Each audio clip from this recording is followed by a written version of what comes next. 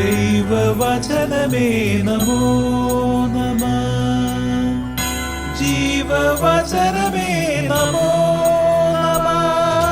വചനദീപ്തിയിൽ തവഹിതം പോൽ ദൈവരാജ്യം പണിതിടുന്നേ.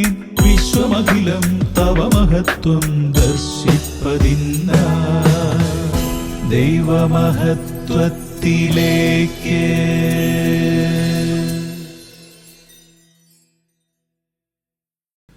കർത്താവായ യേശു ക്രിസ്തുവിൽ പ്രിയ സഹോദരങ്ങളെ, ദൈവമഹത്വത്തിലേക്ക് എന്ന പ്രോഗ്രാമിലേക്ക് നിങ്ങളെ ഏവരെയും ഞാൻ ക്ഷണിക്കുന്നു. എൻ്റെ കർത്താവായ യേശു ക്രിസ്തുവിനെ പറ്റിയുള്ള ജ്ഞാനം കൂടുതൽ വിലയുള്ളതാകയാൽ സർവവും നഷ്ടമായി തന്നെ ഞാൻ പരിഗണിക്കുന്നു.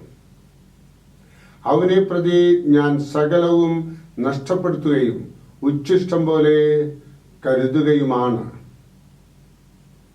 ഫിലിപ്പി 3:8. ക്രിസ്ത്യ വിശ്വാസത്തിന് മറ്റു മതവിശ്വാസങ്ങളെക്കാൾ എടുത്തു പറയാവുന്ന ഒരു പ്രത്യേകതയുണ്ട്.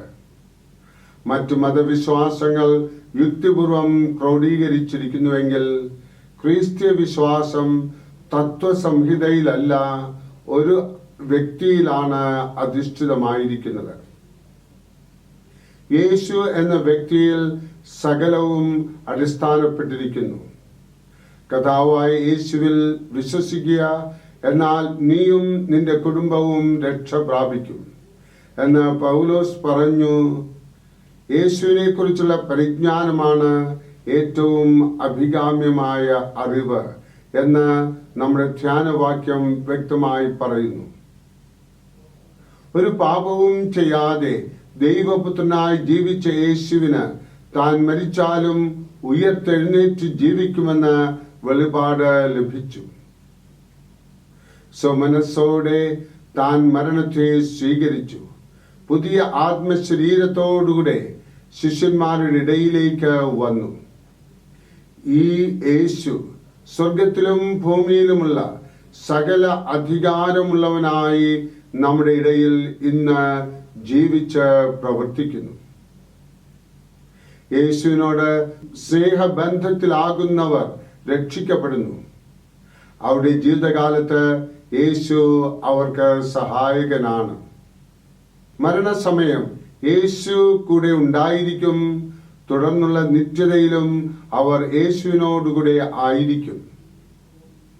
ഇപ്രകാരം നമ്മെ രക്ഷിക്കുന്ന യേശുവിനെ പൗലോസിന് പരിചയമായപ്പോൾ ഉയർത്തെഴുന്നേറ്റ യേശുവുമായി ബന്ധപ്പെട്ട് സന്തോഷിക്കുവാൻ പൗലോസിന് സാധിച്ചപ്പോൾ ലൗകിക സന്തോഷങ്ങളെല്ലാം ഛേദം എന്ന് എണ്ണി യേശുവിന്റെ സാമീപ്യം മനസ്സിലാക്കുവാനും കൂട്ടായ്മ അനുഭവിക്കുവാനും സാധിക്കുമ്പോഴുണ്ടാകുന്ന സംതൃപ്തിയും സന്തോഷവും മറ്റെല്ലാ സന്തോഷങ്ങളെക്കാളും വലുതാണ്.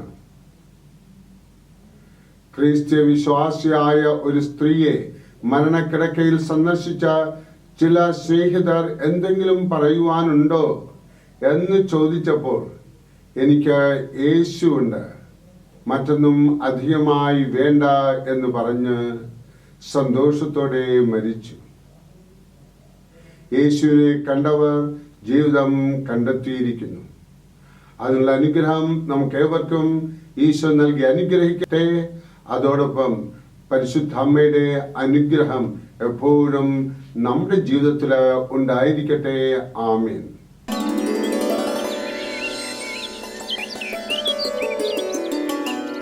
ദൈവവചനമേ നമോ നമഃ. ജീവവചനമേ നമോ നമഃ. വചനദീപ്തിയിൽ തവഹിതം പോൽ ദൈവരാജ്യം പണിതിടുന്നേ. വിശ്വമഖിലം തവ മഹത്വം ദർശിപ്പതിന്ന ദൈവമഹത്വത്തിലേക്ക്.